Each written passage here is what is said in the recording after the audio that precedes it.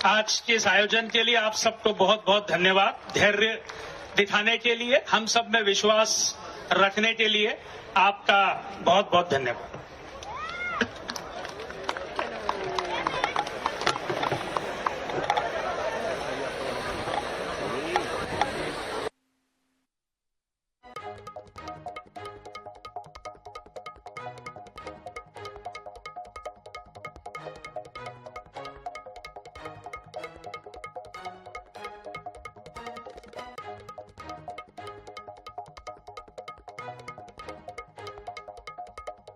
हुआ है और ये सीधी तस्वीरें देख रहे हैं आप आने 24/7 पर, जहां कार्यक्रम में मुख्यमंत्री डॉक्टर मोहन यादव भी पहुंचे हुए हैं।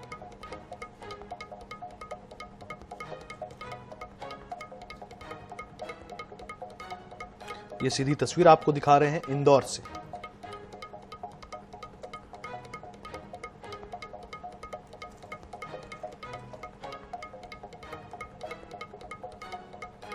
पहले विनम्रता से माफ करना, हम सब इस बात को समझ लें कि हम आज के परिप्रेक्ष्य में भगवान कृष्ण की उन बातों को आज की दृष्टि से समझने का प्रयास कर रहे हैं।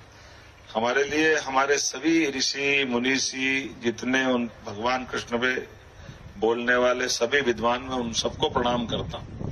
और हम ये भी मान के चलते कि भगवान के मामले में बोलने का अधिकार हमारे सारे संत वृंद को ही है। जाने अनजाने हमारे द्वारा इस तरह की बात करने से जो हमारी राजनीतिक मर्यादा है, उस मर्यादा में कुछ लोग हमारे लिए अच्छा कहने वाले भी रहते हैं, कुछ लोग हमारे सीधा करो तब भी उसका दूसरा अर्थ निकालने लगे। लेकिन मैं मान के चलता हूं कि जब अपन ने आज आपके सामने बात निकाल दी तो इस विषय को कम समय में अपन कंप्लीट करने जाएंगे। जैसे क्या अच्छा हो सकता है, मेरे मन में कुछ प्रश्न आ रहे हैं, उन प्रश्नों के उत्तर मैं आपसे ढूंढने का प्रयास करूंगा। जैसे हम ये मान के चले कि भगवान कृष्ण ने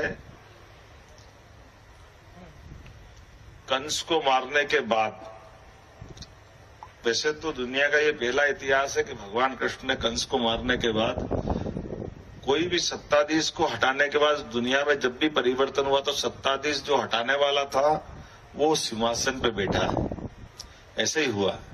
लेकिन एक बार नहीं, भगवान कृष्ण ने कई बार ये किया है। भगवान कृष्ण ने कंस को मारने के बाद सबसे बड़ा संदेश हम सबके सामने इस शिक्षा परिसर में मैं बोलने का प्रयास करता हूं, शिक्षा की महत्ता को बताते हुए, क्योंकि वो तो गोकुल वृंदावन से आए थे, उनकी उस तरह की शिक्षा दीक्षा की जो उस समय की पद्धति थी, किसी गुरुकुल में तो थे नहीं, लेकिन वो शिक्षा ग्रहण करना आए। तो ये पहला संदेश उनने दिया कि नहीं दिया? अगर दिया हो तो मेरी बात से सहमत होके अपने तरफ से आप मेरा संकेत देना, ताली वाली बजा करके बात समझ में आएगी। दो चाहते तो सीधे राजा बन जाते, लेकिन राजा नहीं बने, शिक्षा के महत्ता के आधार पर। और हम कभी कल्पना करें कि भगवान कृष्ण ने कंस को मारने के बाद शिक्षा ग्रहण करने आए, तो उस शिक्षा के बाद में उनको जीवन में जो जो चीजें मिली, जिस प्रकार से लाभ मिला या उनको एक पहचान बनी, जैसे सबसे बड़ा पवित्र ग्रंथ जिसका भी आपने उल्लेख किया कि उनके अंतर्मन से जो निकला वो गीता है। और गीता का अर्थ ही है कि भगवान ने गीता अपने मुखारविंद से तो कही है, लेकिन ये बात भी सही कि गीता, पवित्र गीता वो ग्रंथ है जिसमें वेद है, आयुर्वेद है, उसमें सभी प्रकार के ग्रंथों का समावेश। वो 18 अध्याय लंबा हो जाएगा, लेकिन एक संदेश उसमें यह भी है, जैसे आपने बात कही कि हम अपनी परमात्मा की ये संतान है, हम सब हमारे जीवन में, और परमात्मा की संतान होने के कारण से हमारा जन्म मनुष्य रूप में हुआ है और आत्मा परमात्मा ने दी है। और आत्मा के साथ जब हम कोई अपने अच्छे बुरे कोई कर्म हमारे हाथ से होते हैं, तो हम ये भी तो कह सकते हैं कि भगवान अंदर भी बैठे हुए हैं, तो पाप उनको भी लगना चाहिए। ऐसा आता कि नहीं मन में? तो उनको कैसे नहीं लगता है? इसको मैं आपकी तरह से, यहाँ साइंस के विद्यार्थी भी बैठे होंगे, या वैसे भी बताता हूं कि जैसे जल से बर्फ बनता है, बनेगा जल से बर्फ, लेकिन जल से बर्फ बन गया, फिर बर्फ में जल कहां है? जल दिखाई देता है? बर्फ पिघलेगा तो जल आ जाएगा। ऐसे भगवान ने हमको जन्म दे करके अपने आप को अपने से दूर भी करा है, हमारे कर्मों के लिए हमको छोड़ दिया है।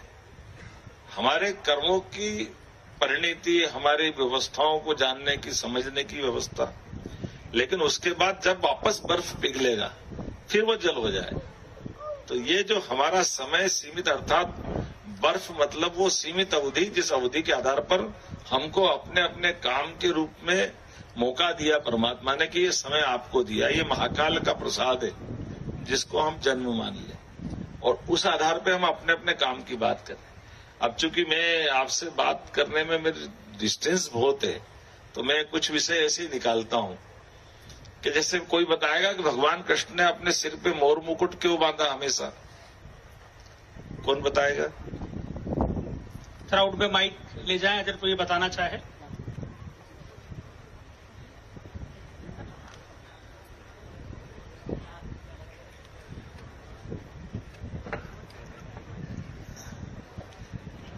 चलिए कोई बात नहीं, मैं ही बता देता हूं। मिल जाए सर। एक मिली। हेलो, क्या मैं कह सकता हूँ? I want permission to speak. हाँ बोलिए बोलिए। क्योंकि मयूरपंख को खूबसूरती की निशानी माना गया है, और श्री कृष्ण जी जो थे वो भगवान भी थे, लेकिन वो he was biologically brought up by this earth, and मतलब उनकी एक्सीलेंस की भी तारीफ होती थी, जिस हिसाब से उन्होंने द्वारका को बिल्ड किया, उनकी खूबसूरती के चर्चे होते थे। इसलिए वो मयूरपंख का मुकुट हमेशा पहनते थे, क्योंकि वो खूबसूरती की निशानी थी। चलिए आपको धन्यवाद, कुछ तो बताया। सभी ताली बजाओ भैया जरा हमारे भाई के लिए। मैं मयूर की खूबसूरती भी समझता हूँ, आपकी कल्पनाशीलता को भी धन्यवाद अदा करता हूँ, लेकिन क्या ऐसा नहीं हो सकता है कि भगवान ने अपने मयूरपंख के माध्यम से, नहीं कोई बात नहीं,